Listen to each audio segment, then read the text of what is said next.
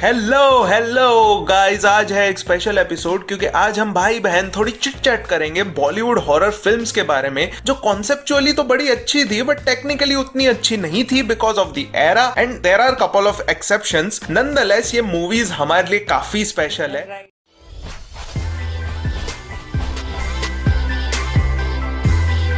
Starting off with Raaz. Please guys unsubscribe का button मत दबाना, मैं राज की बात कर रही हूँ, राज मूवी की।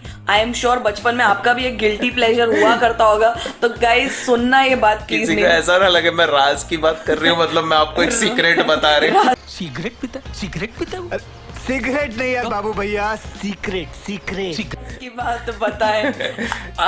No more Aloknath references, so yeah it will be a total injustice if we talk about horror films and not mention Raaz. So almost सारे लेट 90s किड्स का exposure towards great horror film started with Raaz, right? So it was released in 2002 when we used to like watching Bipasha Basu and Dino Moria together. Vishesh Films was also producing some meaningful films back then. Now 83 Razes and 34 murders later in 2020, Vishesh Films have almost become a parodied version of their former self. Exactly, क्योंकि पहले ये film आई और ये movie के इतने renditions की हैं, विक्रम भट्ट ने खुद ने अपनी मूवीज की वाट लगा के रखी हुई है। Totally. So now coming back to Raz, it was a very well shot horror film. There were barely any deliberate jump scares, and what makers were actually intending to do was create a fear in our heads by using the ambience and the background score. Plus, it was shot in Ooty, so it's an added bonus. It's not that this film was totally perfect. Film का premise काफी cliché था and साथ में unnecessary songs भी थे जो हमने tolerate कर लिए थे. But this movie had to be on our list for its nostalgic value. Moving on, थोड़ा अच्छी horror movie पे आते हैं, like actually well made movie पे आते हैं, called Tumbad. Tumbad is a classic tale of greed mixed with fantasy and horror. Beautiful cinematography and breathtakingly detailed production design. Ambient score and soundtrack. This is not a jump scare fest, it's a slow burn, क्योंकि इस horror को भूतों से evoke नहीं किया गया है बल्कि इंसानों और उनकी चॉइसेस से इवोक किया गया है। The movie which was in making since 2012 finally released in 2018. ये फिल्म का फाइनल कट रेडी था 2014 में, but they were not satisfied with it, so they started making it all over again. How many artists and filmmakers have the guts to accept that? Budgetary restrictions delayed it further. Hats off to Rahi Anil Barve, the original visionary behind the tale of Tumbad, and Adesh Prasad, the co-director, to see the project through. ये लोगों ने ये भी बताया कि through out the course of the making काफी लोगों के ब्रेकअप्स हो गए, काफी लोगों की शादियां हो गई, काफी लोगों के बच्चे हो गए, इतने साल लगे इस फिल्म को बनने में। Exactly. सोहम शाह जो इस फिल्म के प्रोड्यूसर भी हैं और लीड एक्टर भी हैं, और ये दोनों चीजें वो बैलेंस कर ही रहे थे बहुत अच्छे से। उसके साथ साथ उनको ये चीज भी बैलेंस करनी पड़ी कि 5 साल तक एक कैरेक्टर में रहना और उसकी कंटिन्यूटी मेंटेन करना, that is a difficult task in end of itself. Some of the best child actors I have seen are in this movie.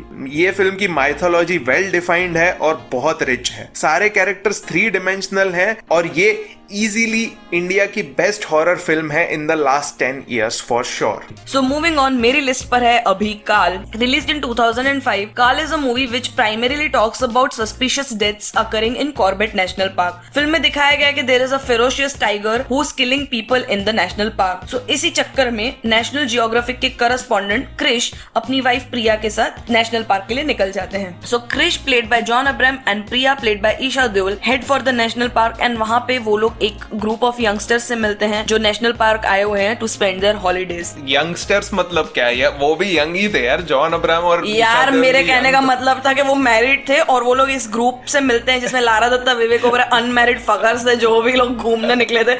मेरे को बोलने थे। अच्छा, मतलब वो यंगस्टर्स थे और वो ओल्डस्टर्स थे, मतलब शादी करने के बाद इंसान guys this guy. John Abraham की बॉडी देखी थी और विवेक ओबेरॉय की बॉडी देखी थी। Can we just stop? Can we just okay? So वहीं पे they meet Lara Dutta and Vivek Oberoi and their group जो वहाँ पर पिकनिक या हॉलीडे के लिए आए हैं। Creating this premise and shooting in the forest was a smart choice by the creators, जिससे एक perfect horror feel आती है। There are so many moments in the film which keep you on the edge of your seat. और हमारे nepotism के देवता mister Karan Johar का nepotism तब भी काफी हाई था। Right. इसमें उन्होंने लिए सुरेश ओबेरॉय के लड़के और हेमा मालिनी की लड़की। तब वो अपना उनका एक अलग नीश चल रहा था कि वो लोग ऐसे सुरेश ओबेरॉय ओबेरॉय वाली चीजों को भी नेपोटिज्म कंसिडर करते थे, अब तो लाइक बड़े बड़े स्टार्स और डायरेक्टर्स के बच्चे आ रहे हैं। क्यों? चंकी पांडे की बेटी भी नेपोटिज्म ही होती है और शक्ति कपूर की बेटी भी नेपोटिज्म ही होती है। हाँ, वो तो काफी मतलब नॉन एग्जिस्टेंट हो गए, तो मैं भूल गई थी। So moving on, this film didn't make any big numbers at the box office, but it was great to see Dharma and Red Chillies penetrating into this zone with Kaal. अबे पूजा बेदी की बेटी भी नेपोटिज्म होती है। We are slowly losing subscribers And our minds. So next on our list is Phobia. Oh हाँ, मेरा है नहीं। Another film which would have benefited if it was released as a Netflix original movie. और Netflix और राधिका आप्टे का जोड़ तो हम सब जानते हैं। A small and contained psychological thriller with minimal budget starring Radhika Apte as a protagonist sounds like something Netflix would have been interested in. The writers keep you guessing right till the end that what this movie is actually about. When the movie is about to end, you will feel satisfied and all your questions will be answered in such a way that everything would make sense. Sometimes when there is a twist in horror movies, it is not well thought out, makes the series of incidents that came before redundant. Phobia वैसी movies में से एक बिल्कुल भी नहीं है। बिल्कुल। तो मेरा लास्ट का रिकमेंडेशन सुन के आप लोग मुझे बहुत ही गालियां देंगे, बट ये लास्ट रिकमेंडेशन है and I really love this movie, so it is डरना मना है। डरना मना है sets the most cliché yet the perfect setup for a horror film. This story starts with 7 friends going out on a holiday of course, and एक deserted जंगल में उनकी car खराब हो जाती है, and then they begin narrating horror stories to each other, and that's where the movie begins. हर एक friend की एक कहानी है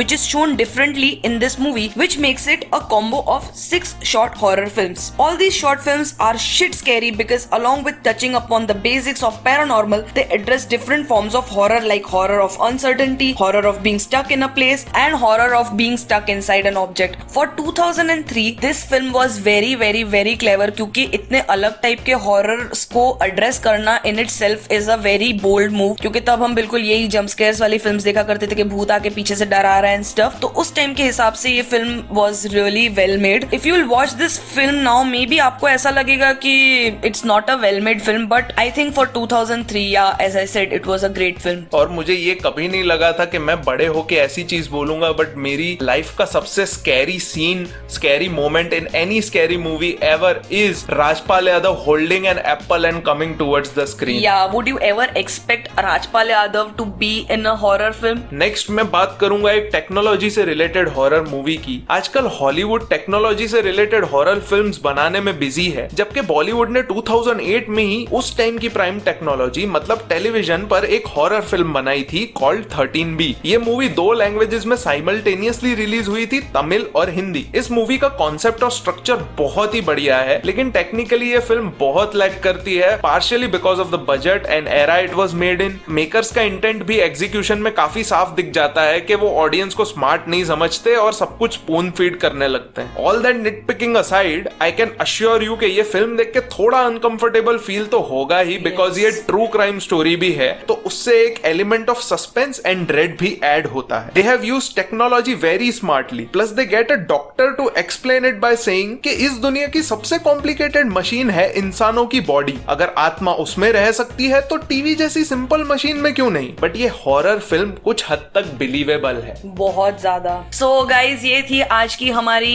हॉरर फिल्म्स की लिस्ट जो हमें बहुत पसंद थी। Make sure to tell us in the comments below कि आपकी बचपन की फेवरेट हॉरर फिल्म कौन सी है, और या तो ऐसी कौन सी इंडियन हॉरर फिल्म है जो आपको बहुत पसंद है। इसके साथ ही हमारा पॉडकास्ट सुनिए एंकर FM, स्पॉटिफाई, जहां पे भी आपको आपके पॉडकास्ट मिलते हैं। इसके अलावा हमारा एक इंस्टाग्राम पेज भी है, उस पर भी लाइक कीजिए, उस पर भी हम अलग कंटेंट अपलोड करते रहते हैं। So keep liking, keep subscribing, keep sharing. Thank you so much.